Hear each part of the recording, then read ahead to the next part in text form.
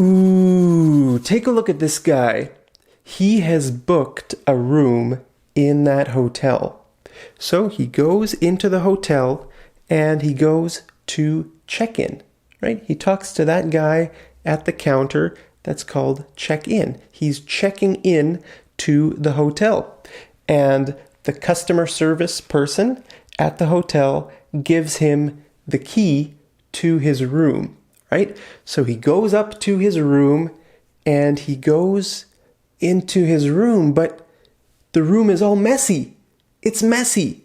So he goes back down and he says, "Hi, I just checked into my room and the room has not been cleaned yet." And the customer service person at the hotel says, "I'm very sorry, sir. Someone will clean the room immediately." "I'm very sorry, sir. Someone will clean the room immediately." And he says, "Okay, thanks. I'll go out for lunch and come back in an hour." Okay, I'll go out for lunch and come back in an hour. So then he goes for lunch, and when he comes back, he goes into his room and it's still messy. Nobody has cleaned it yet. So now he's mad, right? He's angry. So he says, "Hi, I was told that my room would be cleaned and it hasn't been cleaned. It's been over an hour. It's been over an hour. You still haven't cleaned it." Okay, so what should this person say? What should he say? Let's say it's a different person. The first person he spoke to isn't there anymore. Now it's someone new. And this person has no idea what's going on, right? So what should he say? Well, I think he should do 3 things, right? He should listen and show empathy. That's very important when you're working a customer service job. You need to listen and show empathy. Empathy means understanding and kindness. Okay? Then the second thing you need to do is solve the problem. You have to solve the problem. That is very important. Okay? And then the third thing is to follow up. Follow up means to make sure that the problem has been solved. Okay? Don't just think, make sure that the problem is solved. Okay? So let's look at each of these steps in a little bit more detail. Okay? Listen and show empathy. Okay, this is what he could say. He could say, "Sir, I'm very sorry about this. I'm not sure why the problem wasn't solved, but I will take care of it right away." Okay, he's apologizing for the problem. Now, he's just new on his shift, let's say, right? The old guy he finished his shift and he went home. Now he's just starting his shift, so he has no idea what happened, right? So he's saying, "I'm not sure why the problem wasn't solved, but I will take care of it right away." This is great. He's saying, "I will do something about it. I will solve the problem." He's taking ownership of the problem. A lot of customer service people don't take ownership, and that's really bad. Okay, so the next thing is you need to solve the problem. For example, he could say, "I'm going to move you to one of our luxury suites at no extra cost. If you wouldn't mind waiting for 2 minutes while I get my supervisor's approval for this." Okay, so I'm going to move you to one of our luxury suites at no extra cost. This is great. Okay, he needs to do this because the hotel has already made the customer angry. He's already made the customer angry. So now, if they just clean his room and give him that same room, there's no compensation for his frustration. Okay, he's frustrated, he's angry. Now the hotel needs to compensate him for his loss, right? He paid for an hour to be in that room, but he couldn't even be there because it was messy. So he had to go somewhere else, eat lunch and then come back. So now the hotel has to do more. So this is great. So I'm going to move you to one of our luxury suites at no extra cost. If you wouldn't mind waiting for 2 minutes while I get my supervisor's approval for this. Okay. Now, very often, if you have a customer service job, you will be in a situation where you don't have the authority to do something. You need your supervisor's permission, or you might need, them to have, maybe they have a special key, or maybe they have a code that they need to put in. It depends on the job. Every place is different, but most customer service jobs, you might need to say this, okay? If you wouldn't mind waiting for a few minutes or a few seconds while I go get my supervisor's approval. This is a very polite way to say wait. Wait, okay? If you wouldn't mind waiting. If you wouldn't mind waiting. Okay? If you just say wait, that's a bit rude, and the person might get more angry. Okay, so this is very nice. If you wouldn't mind waiting for 2 minutes while I go get my supervisor's approval for this. Okay, and then you need to follow up. Okay, you need to make sure that the problem is actually solved. You could say this: I'll take you up to your room just to make sure it's in excellent condition. Okay, I'll take you up to your room. We'll take a look at it just to make sure it's in good condition. Okay, and then you go up to the room and you look. Yes, it's perfect. The room is spotless. Spotless means very clean, okay?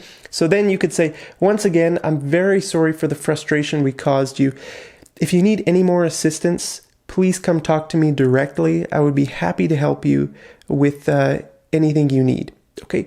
So this is great. He's apologizing again, and he's saying, if you need more assistance, okay? If you need any assistance, come talk to me. Okay, because sometimes, if a person is having problems, they, don't know where to go, right? And if they know that they can talk to you and you will solve their problems, that's great. Again, you're taking ownership and you're giving him the peace of mind. Peace of mind means he can rest knowing that someone in the hotel will listen to him and someone will solve his problems, right? So that's very important. Now, sometimes you might be in a situation in customer service where you don't know the answer to something, okay? So if you don't know, you could say this: to be honest, I don't know the answer to that question, but I will find out right away. Okay? They might ask you something and you don't know really what the solution is or what the answer is. So you can just say, to be honest, I don't know the answer to that question, but I will find out right away.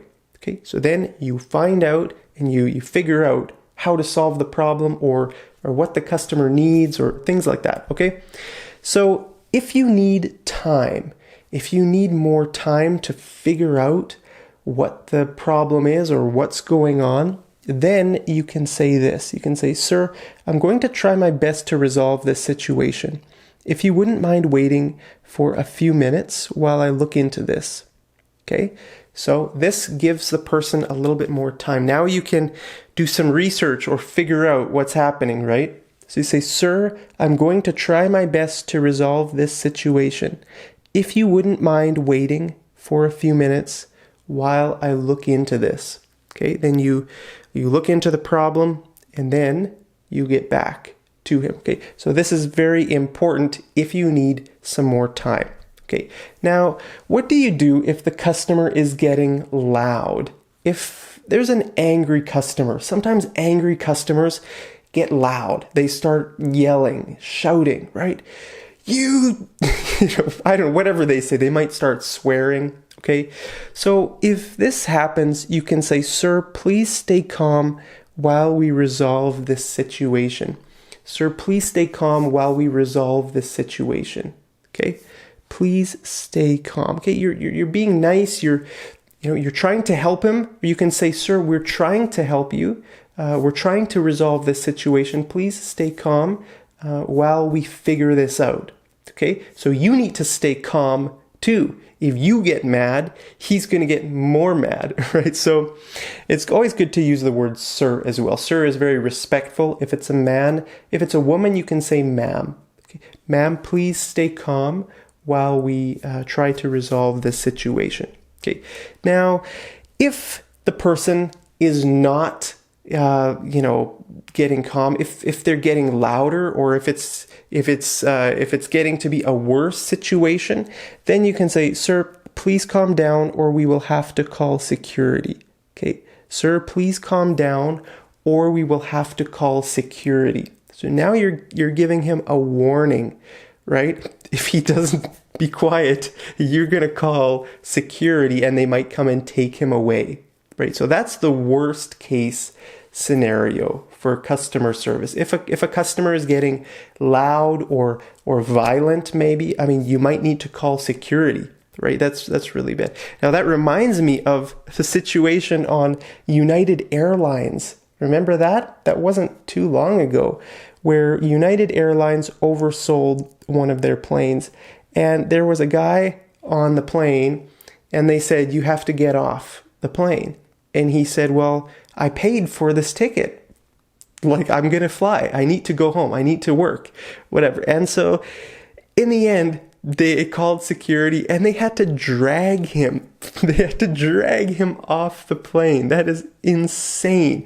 That is just a nightmare for any company. You know, this United Airlines got so much negative publicity for that. And it was their fault, right? They oversold the plane. I don't know why airlines oversell their planes. I mean, they do it to make more money because they're greedy, right? Like a lot of other companies, they want money, right? So they oversell their planes. This situation should have never happened. So, I mean, that's really bad. So if you work customer service, you should try to figure out how to solve problems like this without them getting violent. I don't know, maybe they could have given him something or asked him more nicely. I don't know the situation, but this is just a nightmare for any company. Hey, I want to know, have you ever dealt with an angry customer in your life? Have you ever dealt with an angry customer? Why were they angry? And what did you do to resolve the situation? Let me know down there in the comments, and I'll see you over in the next episode of Mad English TV. Take care.